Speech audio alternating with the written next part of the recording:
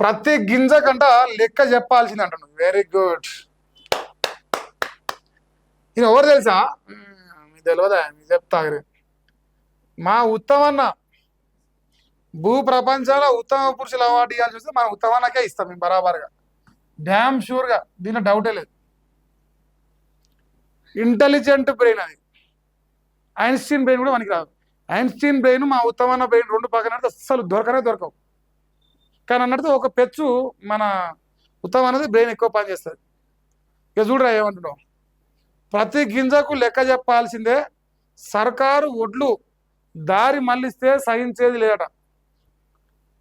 ఒట్టే జానన్న ఏమంటారు సహిస్తున్నావా లేదా? ఒట్టే జానయ్య యాదవ్ 73,000 కోట్ల విలువ చేసే ధాన్యాన్ని దారి మళ్ళించిండు. దాని సంగతి సహిస్తున్నట్ట సహిస్తలేనట్ట. ఉత్తమ్ కుమార్ అంటాడు సక్కమైనడైతే ఆ ఆర్మీకి పోయి విమానం ఉగులగొట్టి వచ్చిందయ్యా అని ఒకప్పుడు ఒక ఆయన ఎక్కిరిచ్చింది నిన్ను.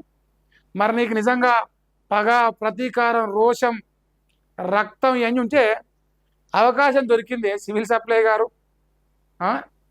73 కోట్ల విలువ చేసే ధాన్యాన్ని దారి మళ్లించిన టీఆర్పీ పార్టీ జనరల్ సెక్రటరీ ఆయన పైన కఠినమైన చర్యలు తీసుకునే దమ్ము మన ఉత్తమ్ కుమార్ రెడ్డి గారికి ఉన్నదా? ఎందుకంటే మీ పార్టీ కుక్కే ఆయన. ఎవరు? మన చింతపండు నవీన్ పటేల్ గారు. ఆయన మీ పార్టీ ఎమ్మెల్సీ కాబట్టి చెప్తున్నా. ఇక 10 ఏళ్ల సిఎంఆర్ వ్యవహారాలపై సమగ్ర ఆడిట్కు ఆదేశాలు. 12.5, 10 కాదు 12+0 కలిపితే లెక్క. ఎందుకంటే నీ ప్రభుత్వం కాంగ్రెస్ ప్రభుత్వం వచ్చినప్పటి నుంచి డిసెంబర్ 7, 2023 నుంచి ఈనాటి దాకా కూడా చేయాలి. ధర్మమా అధర్మమా, ఎవడు లంగా ఎవడు మంచోడి అని తెలియాలంటే మొత్తం చేయాలి. ఏర్పడ్డ తెలంగాణ 2014 జూన్ 2 నుంచి దాకా చేస్తే లెక్క. మందిది సోమవారం, మన మంగళవారం ఎట్లా అయితే 2 సోమవారం కావాలి, లేకపోతే 2 మంగళవారం కావాలి.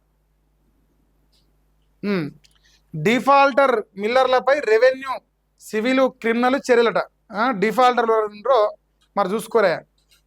మీరు రైస్ మిల్లులు నడుపుకొని ప్రభుత్వానికి పైసలు చెల్లించకుండా, లేదంటే ధాన్యం వేయకుండా మిమ్మల్ని పండబెట్టి పొంగి బజాయిస్తారట. మరి రెవెన్యూ కేసులట, క్రిమినల్ కేసులట, సివిల్ కేసులట, ఇవన్నీ మీ మీద పెడతారట. ఇవన్నీ ఎవరు పెడతారట? మన ఉత్తమ్ కుమార్ రెడ్డి గారు పెడతారట. ఇంకా చూసుకోరు. ఉన్నతాధికారులతోనే మంత్రి గారట రివ్యూ చేసినట్ట. ఉన్నతాధికారులతో రివ్యూ చేసినట్ట అన్న. అంటే ఇప్పుడు ఈ అధికారులందరికీ ఎవరికైతే తెలియలేదు, దయచేసి మీరు సేవించాలి. వీళ్ళందరికీ నాట్ 1% టాలెంట్ ఉన్నది. మా అన్నకు 1000% ఉన్నది, 1000% బ్రెయిన్ పనిచేస్తారు. అది మనుషుల కంటే 10 రెట్లు ఎక్కువ పనిచేస్తుంది. ఆయన అజాత మేధావి ఏమంటారు మరి, ఆయన పేరు పెట్టాలని ఇప్పుడు తెలుగు నేర్చుకొని రావాలి కొత్తగా. అత్యంత మేధావి అనమాట. అత్యంత ఉత్తమ పురుషుల అవార్డు ఇవ్వచ్చు మన ఉత్తమన్నకు. ఇక రాష్ట్రంలో కస్టమ్ మిల్లింగ్ రైస్ సిఎంఆర్ వ్యవస్థలో పారదర్శకత, జవాబుదారీతనము పెంపుతో పాటు ప్రభుత్వానికి రావాల్సిన ప్రతి గింజకు లెక్క చెప్పాల్సిందని రాష్ట్ర సివిల్ సప్లై శాఖ మంత్రి ఉత్తమ్ కుమార్ రెడ్డి స్పష్టం చేసింది. ప్రతి గింజ బియ్యం, ప్రతి రూపాయి బకాయిని రికవరీ చేయడమే లక్ష్యమని చెప్పింది.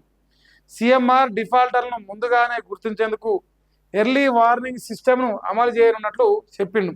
మంగళవారం హైదరాబాద్ సెక్రటరియట్లో జరిగిన ఉన్నత స్థాయి రివ్యూ మీటింగ్లో civil supplies commissioner Stephen Ravindra, vigilance and enforcement DG DS చౌహాన్తో పాటు వివిధ శాఖల అధికారులు పాల్గొన్నారు. అధికారులందరికీ ఉత్తమమైన మేధావి మంచిగా ఇట్లా చేయి వేచి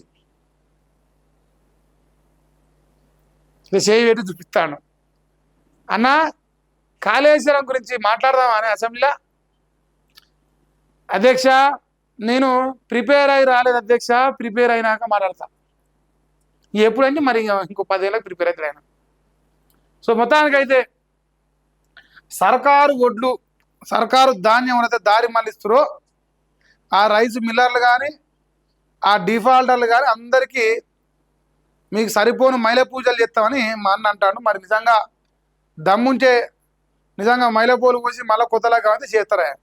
దమ్ముందంటే నాదే రాదు, మా ఉత్తమని అడగాలి. ఆయనే మంత్రి, ఆయన అధికారులకు ఆయనకు నిజంగా దమ్ముంటే పట్టుకోరు. బీఆర్ఎస్ ప్రభుత్వం ఉన్నప్పటి నుంచి ఈ రోజు వరకు కూడా ఈ వడ్ల కొనుగోలులో అక్రమాలు చేయని దుర్మార్గుడు అంటాడు ఒకడు కూడా లేడు. అందరూ సుధపూసలే అల్లా, ఎవడు సొక్కమేం కాదు. అది కథనే.